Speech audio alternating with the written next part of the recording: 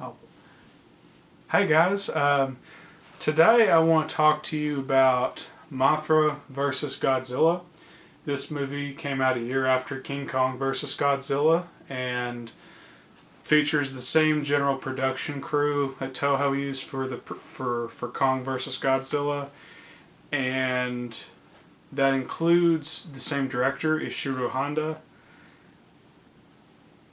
This movie is widely regarded as the best of the Godzilla sequels, and this is widely regarded by both fans, critics, and even casual viewers.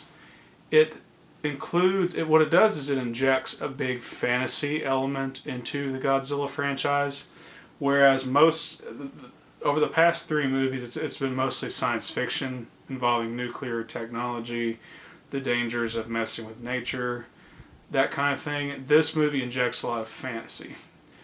The creature Mothra had its own spin-off movie, or its own original movie back in 1961.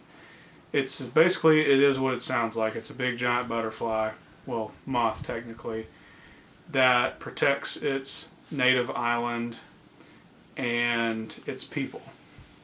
And what happens is that the creature becomes angry because a group of Japanese company, a Japanese company has taken possession of the egg, of Mothra's egg, and build a cage around it so they can make money off of it for advertising it to tourists.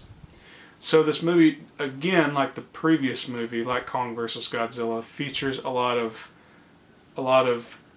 um, criticism geared towards corporate greed. So the movie has a lot of undertones, lots of political and social undertones that still make it relevant for today's audiences, which makes this movie stand out from some of the later films that feel run of the mill. This movie definitely doesn't feel run of the mill.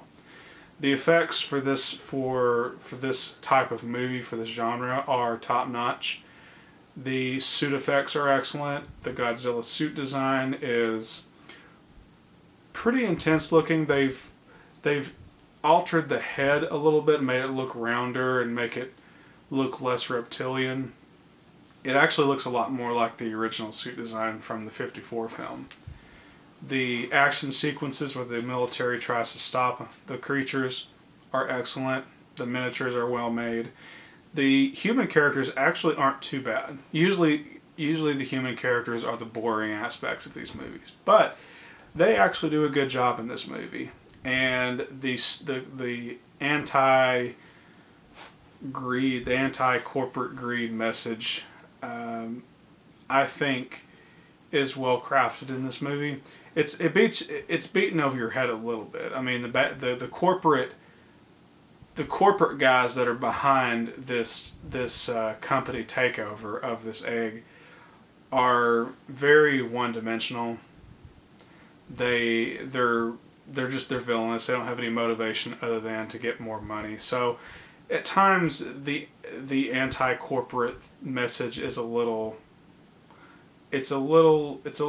clumsy, I guess, in the sense that it's not very nuanced. But again, overall, it still makes for a solid movie. The final battle between the two monsters in this movie aren't quite as silly as the previous movie. The movie does a good job establishing that Godzilla is invincible. He gets electrocuted, shot, blown up. The suit actually gets set on fire, which I think was a production mistake. I don't think it was intended.